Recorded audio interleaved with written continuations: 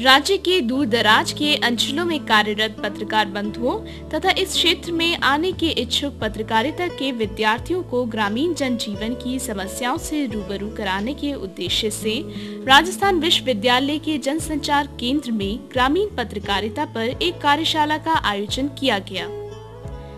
Media information and communication centre of India Delhi तथा Frederick Ebert स्टिफ्टंग Germany के सहयोग से ग्रामीण पत्रकारिता पर कार्यशालाएं प्रारंभ करने का यह एक अभिनव प्रयास है।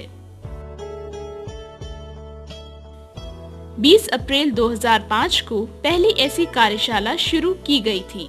इन कार्यशालाओं के माध्यम से अब तक लगभग 400 से अधिक पत्रकारों एवं पत्रकारिता के विद्यार्थियों को प्रशिक्षित किया जा चुका है। 5 दिवसीय इन कार्यशालाओं के दौरान प्रतिभागियों के व्यक्तित्व विकास की ओर ध्यान दिया जाता है। उन्हें ग्रामीण विकास योजनाओं से लेकर समाचार लेखन के शिल्प, विज्ञान एवं ग्रामीण विषयों पर विविध प्रकार का लेखन, महिलाओं तथा बच्चों से जुड़े मुद्दे, मानव अधिकार, जनसंख्या आदि विषयों पर भी प्रशिक्षण दिया जाता है। कार्यशाला के दौरान ग्रामीण विकास के क्षेत्र में इलेक्ट्रॉनिक मीडिया की भूमिका पर भी चर्चा की जाती रही है।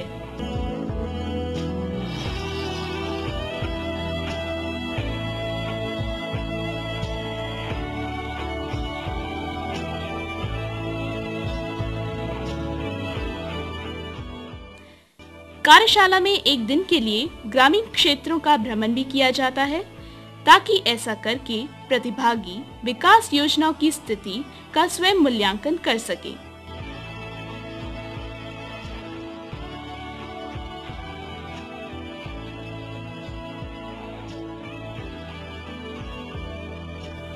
कार्यशाला के समापन अवसर पर पहली दुनिया शीर्षक से एक न्यूज़लेटर भी प्रकाशित किया जाता रहा है।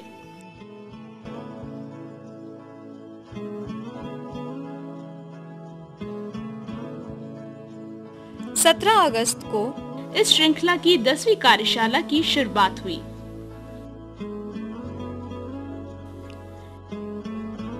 जनसंचार केंद्र ने गत 15-16 वर्षों में मीडिया से जुड़े मुद्दों पर वैचारिक चेतना जागृत करने का सतत प्रयास किया है। उद्घाटन सत्र में फ्रेडरिक एबर्ट स्टिफ्टंग के वरिष्ठ मीडिया सलाहकार राजेश्वर दयाल ने कार्यशाला के उद्देश्यों को स्पष्ट करते हुए कहा कि सूचना के अधिकार के लागू होने के बाद पत्रकारों की जिम्मेदारी है कि वे गांव के विकास के लिए सरकार की योजनाओं की जानकारी लोगों को दें। आप अगर रूरल एरिया से संबंधित इश्यूज पे लिखें तो उसको किस प्रकार लिखें, इतना रुचिकर बना के लिखें कि आपका संपादक उसको रिजेक्ट ना कर सके, उसकी जो पब्लिश होने की संभावना है वो बहुत बढ़ जाए। अभी अगर 10 या 20% है तो लगभग इस ट्रेनिंग के बाद आप सोचेंगे कि आपको ऐसे स्किल्स मिलेंगे कि आपके जो लेख लिखेंगे उसकी पब्लिश होने की संभावना 70-80% तक हो सकती है। इस कार्यशाला का उद्देश्य सिर्फ यही है। इसका बैकग्राउंड यह है कि रूरल एरियाज में बहुत कुछ हो रहा है, उसके बारे में रिपोर्ट करना, उसके बारे में लिखना बड़ा ज़रूरी है। उस लिखने के लिए, उसको जानने के लिए उसको इस तरह से रुचिकर बना के लिखना है कि वो न्यूज़पेपर्स में पब्लिश हो सके और जो पाठकगण है उसको पढ़ के उस समस्या को बड़े आसान से समझ सके। इसी उद्देश्य के साथ हमने इन योजनाओं को चलाई। शायद 11वीं 10वीं ये कार्यशाला है पिछले 2 साल में। हर साल, पिछले साल में 4 किए, उससे पिछले साल 4 किए, इस साल ये 2 हो गए हैं। Media information and communication centre of India Mickey Delhi के निदेशक नंदिनी सहाय ने रोजगार गारंटी योजना तथा सूचना के अधिकार पर विस्तार से प्रकाश डाला। उन्होंने कहा, आई एम सो हैप्पी कि आप लोग यहाँ आए और कुछ सीखें आप लोग इस 5 दिनों में, और जो सीख के भूल ना जाएं। Don't forget whatever you are learning because this will help you. कोई ज़रूरी नहीं कि आप डेवलपमेंट जर्नलिज्म में ही आपको हेल्प करा जाए।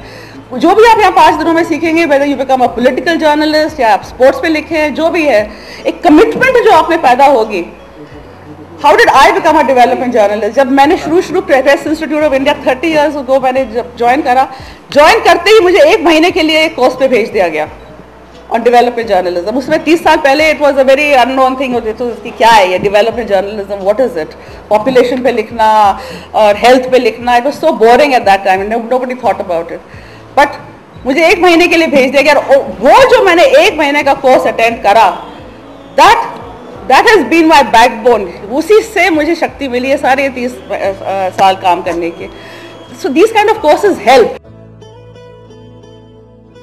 दूसरे तकनीकी सत्र में राजस्थान विश्वविद्यालय के लोक प्रशासन विभाग के post doctoral research fellow doctor Surendra Kataria ने केंद्र व राज्य सरकार की ग्रामीण विकास की योजनाओं की विस्तार से जानकारी दी। डेवलपमेंट के इतने सारे आयाम हैं, अगर उन आयामों को और विशेषकर ग्रामीण क्षेत्र में जिस तरह से विकास हो रहा है और जिस तरह से राजेश्वर दयाल जी ने बताया, और जो हम विद्यार्थी के रूप में हम लोग जो पढ़ते हैं लोक प्रशासन में और राजनीति विज्ञान में, कि आज केवल जनसंख्या की दृष्टि से नहीं, वैसे लगभग 3/4 जो भारत है वो ग्रामीण अंचल से जुड़ा है, लेकिन उसके और भी महत्व की वजह से आज ही नहीं, पिछले 60 वर्षों से इस दिशा में प्रयास किए जाते रहे हैं, लेकिन 10-15 वर्षों से, जब से विशेषकर आप लोग देखते होंगे जो ग्रामीण साथी ग्रामीण क्षेत्रों में काम कर रहे हैं, 73rd और 74th अमेंडमेंट जब से पारित हुआ है, तब से इस दिशा में एक गति आई। और इससे पहले चूंकि ग्रामीण विकास मुख्यतः राज्य सूची का विषय रहा है, कृषि में भी उस महिला की बहुत भूमिका है। तो महिला अपना परिवार देख रही है, महिला अपना खेत देख रही है, अपनी खेती देख रही है, अपनी मवेशी पाल रही है, अपने बच्चों का लालन पालन कर रही है। तो उस महिला की ग्रामीण विकास में, आर्थिक विकास में, सामाजिक मूल्यों के संवर्धन में, सामाजिक मूल्यों की सुरक्षा में उस महिला की भूमिका को रेखांकित करने की आवश्यकता है, उसका मूल्यांकन करने की आवश्यकता है, उसका अध्ययन करने की आवश्यकता है। तीसरे सत्र में दैनिक भास्कर के स्थानीय संपादक नवनीत गुर्जर व वरिष्ठ पत्रकार श्याम शर्मा ने संबोधित किया। उन्होंने प्रतिभागियों की जिज्ञासाओं को शांत किया। गांधी जी के वक्त समाचार नहीं छपते थे, लेख छपते थे और उनको लाखों लोग पढ़ते थे। कॉपियां 1000, गांधी जी के अखबार की 1000 कॉपियां छपती थी और लाखों लोग उनको पढ़ते थे, इसलिए कि तब सिद्धांत की बहुत ज़्यादा सिद्धांतों को मानने वाले लोग थे, सिद्धांतों पर चलने वाले लोग थे, इसलिए गांधी जी बिकते थे। आज गांधी जी, अगर मैं गांधी जी का 4 लेख छाप दूं पहले पेज पर, फेंक देगा अखबार नहीं तो। खबर दरअसल खबर की तासीर पर निर्भर है। अगर गांव में 5 लोगों की हत्या हो गई है तो वो फ्रंट पेज पर फर्स्ट लीड ही बनेगी, वो अंदर नहीं जाएगी। खबर की सेंटिटी, खबर का वजन, ये सब भी तो काम करता है। कोटा में रहने वाला यहाँ बैठा है तो कोटा, यहाँ बैठे बैठे कोटा की खबर पढ़ना चाहेगा। उदयपुर का आदमी यहाँ रहता है, यहाँ बैठे बैठे उदयपुर की खबर पढ़ना चाहेगा। तो सारे अखबारों की प्रमुखता ये होती है कि जिस जगह जो लोग रहते हैं उनके इंटरेस्ट की खबरें दी जाए। अमेरिका में 100 मर गए जैसे ये बता रहे हैं, उनमें आप किसी को नहीं जानते तो आप खाली हेडिंग पढ़ के छोड़ देंगे। लेकिन जयपुर के पास में एक्सीडेंट हुआ तो आप पढ़ेंगे इसमें कौन है, अपने मिलने वाला तो नहीं। ये इंटरेस्ट होता है रीडर का। तो न तो खबर किसी को दबाई जा सकती है, न रोज़ पढ़ाई जा सकती है।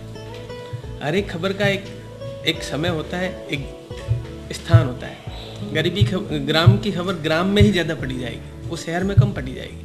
अगर शहर में आधुनिक फैशन के काम हो रहे हैं तो गांव में लोग पढ़ना कम पसंद करेंगे, तो उधर छापते ही नहीं। इसीलिए गांव के लिए अखबार अलग बनते हैं, शहर के लिए अखबार अलग बनते हैं। लेट एडिशन होते हैं वो शहर के लिए बनते हैं।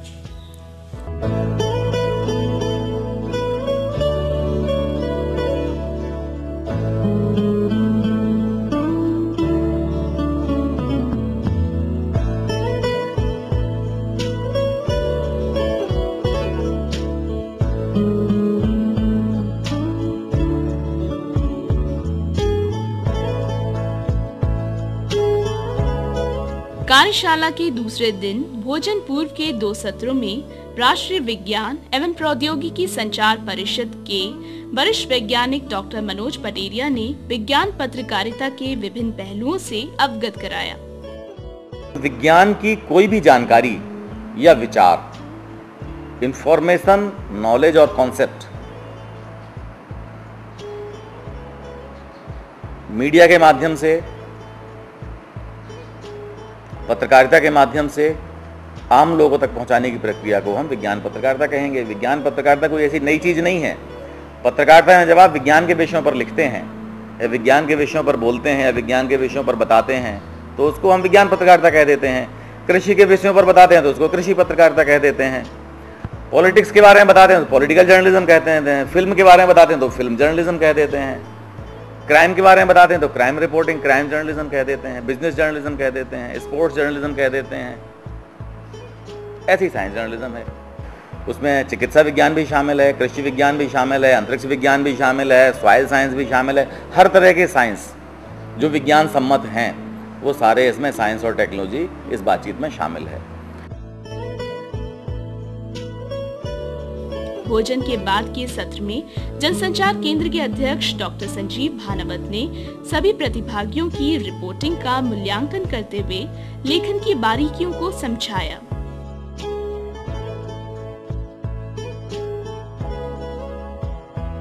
दूसरे दिन के अंतिम सत्र में स्वतंत्र पत्रकार मीना शर्मा ने कन्या भ्रूण हत्या संबंधी अपने स्टिंग ऑपरेशन के साथ साथ महिलाओं से जुड़े मुद्दों पर भी बातचीत की। राजस्थान सरकार ने हाल ही में एक योजना बनाई है जिसमें प्रारंभिक शिक्षा में बेटियों को प्रोत्साहित करने के लिए सशक्त महिलाओं का सचित्र वर्णन किया जाएगा, उनका बायोडाटा का। उसमें किरण बेदी है, उसमें सुनीता विलियम्स है, उसमें कल्पना चावला है।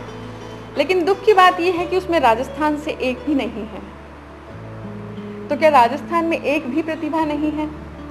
राजस्थान बदनाम है कन्या भ्रूण हत्या के लिए और साथ ही कन्या हत्या के लिए। बेटियों को पैदा होने के बाद भी मारा जाता है। कार्यशाला का तीसरा दिन प्रतिभागियों के लिए रोमांच का दिन था। सभी प्रतिभागियों को टीवी पत्रकारिता एवं एंकरिंग का प्रशिक्षण देने के लिए डॉक्टर संजीव भानवत तथा दूरदर्शन के प्रोड्यूसर ओम प्रकाश ने विशेष मेहनत की।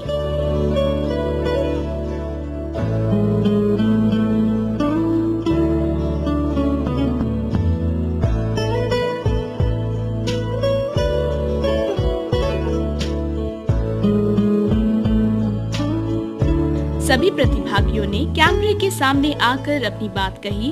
उनकी इस बातचीत को रिकॉर्ड करके रिप्ले भी किया गया।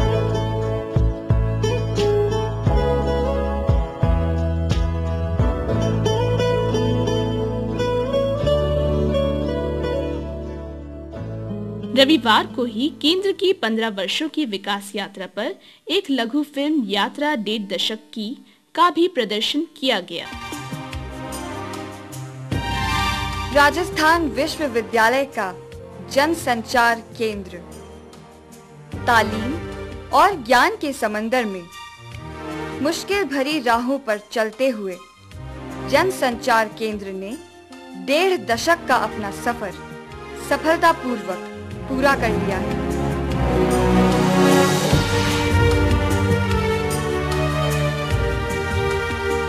इस दौरान कई विचारवान लोगों का साथ मिला और कई लोगों का साथ छूट भी गया, पर केंद्र की यात्रा जारी रही, बिना थके, बिना रुके। कार्यशाला के चौथे दिन दैनिक भास्कर के श्री राजेंद्र बोड़ा ने समाचार के शिल्प और लेखन की बारीकियां समझाई। उन्होंने कहा, ये भी एक मीडिया है, फिल्म एक मीडिया है। वो कहते हैं ना, नियॉन साइन होते हैं जिसमें क्या होता है, कुछ भी नहीं है, लेकिन बिजली का करंट प्रवाहित होता है, वो उसमें रोशनी आ जाती है।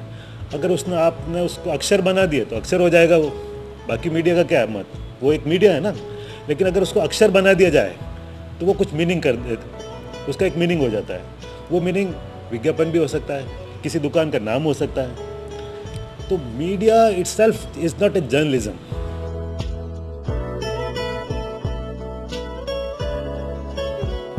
आकाशवाणी जयपुर की निदेशक इंदिरा माथुर ने ग्रामीण विकास में आकाशवाणी की भूमिका को रेखांकित करते हुए कहा, पता नहीं खुद कितने पढ़े लिखे, हमें कहते हैं लड़कियों को पढ़ाना ज़रूरी है, हमें कहते हैं कि एडल्ट एजुकेशन भी ज़रूरी है, हमें बताते हैं, अब समाज को बताया जाता है कि सरकार की क्या क्या योजनाएं हैं।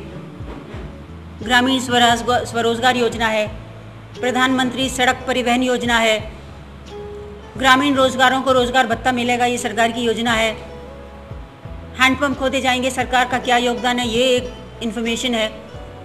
ये सारी इन्फॉर्मेशन देना सरकार की जितनी नीतियाँ बनती हैं, चाहे वो राज्य सरकार है चाहे वो केंद्रीय सरकार है, उन नीतियों को मासेस तक, जनता तक पहुंचाने का जो काम है, जो बीच का जो रास्ता है, वो है मीडिया। मीडिया सबसे बड़ा कम्युनिकेटर है, इसीलिए मीडिया को किसी भी समाज का बहुत इम्पोर्टेंट पिलर माना जाता है।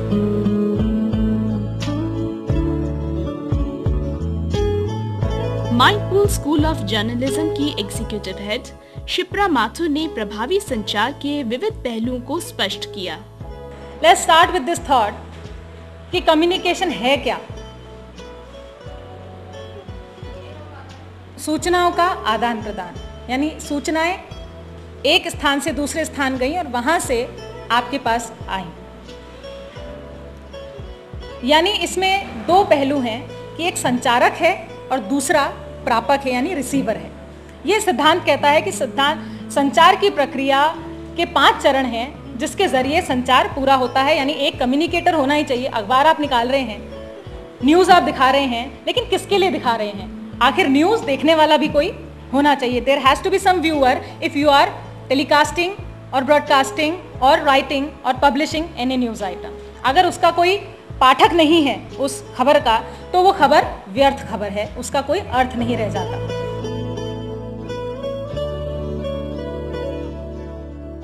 ओटीएस में एनएसएस की व्याख्याता डॉक्टर आभा ओझा ने सूचना के अधिकार के विभिन्न प्रावधानों को समझाते हुए कहा, तो कहने की बात यह है, वो सूचना जो हम मांग रहे हैं वो उस अगले विभाग के अधिकारी की रहमो करम पे निर्भर करता है। वो देना चाहता है तो दे देगा, आप सौभाग्यशाली हो जाएंगे, और वो नहीं देना चाहता तो आपको नहीं मिलेगी इन्फॉर्मेशन, आप नहीं निकाल सकते इन्फॉर्मेशन। अब क्या है, राइट टू इन्फॉर्मेशन में ये एक अधिकार दिया है आपको, एक राइट, जानकारी मांगने का अधिकार। राजस्थान के जनसंपर्क निदेशालय में ओएसडी डॉक्टर अमर सिंह राठौड़ ने समकालीन मीडिया परिदृश्य पर रोचक टिप्पणियां करते हुए कहा, कई बार आप लोगों ने पढ़ा होगा, बहुत बार आता उस एक गांव में सब लोगों ने सामूहिक रूप से मिल करके ये निर्णय किया, ये संकल्प किया कि कोई व्यक्ति यहाँ धूम्रपान नहीं करेगा। ये बहुत बड़ी बात है शहर के लोगों को बताने के लिए, देश के दूसरे हिस्से के लोगों को बताने के लिए। केवल किसी की टोपी उछालना, किसी को अपमानित करना या किसी का चरित्र हनन करना भी पत्रकारिता का उद्देश्य नहीं है। चरित्र निर्माण करने का उद्देश्य है पत्रकारिता का।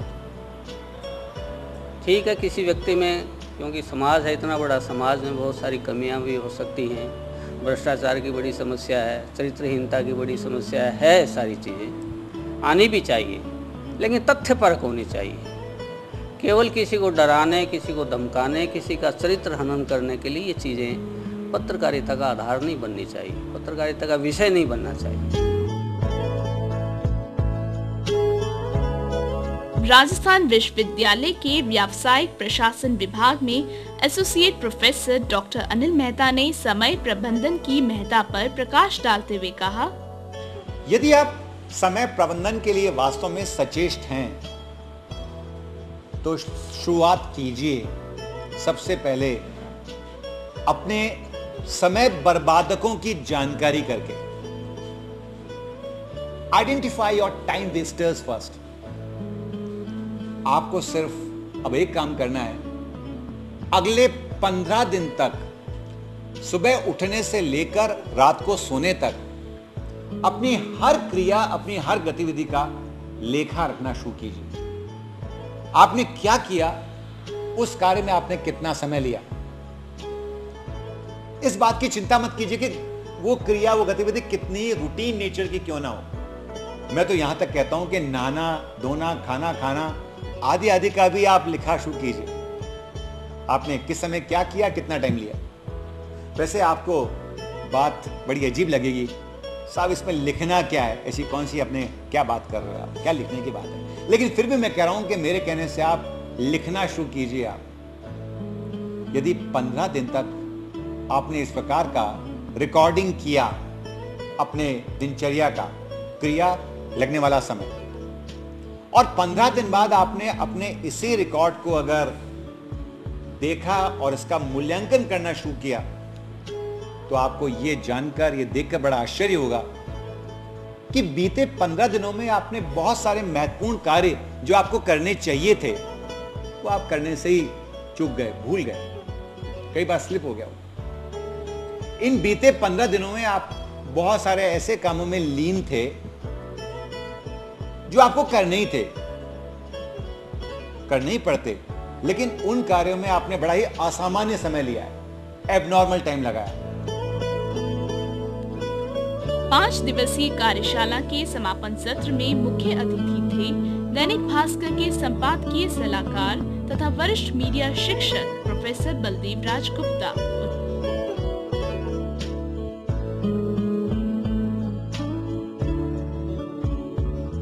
सत्र की अध्यक्षता भास्कर टीवी के समाचार संपादक अनिल लोढ़ा ने की।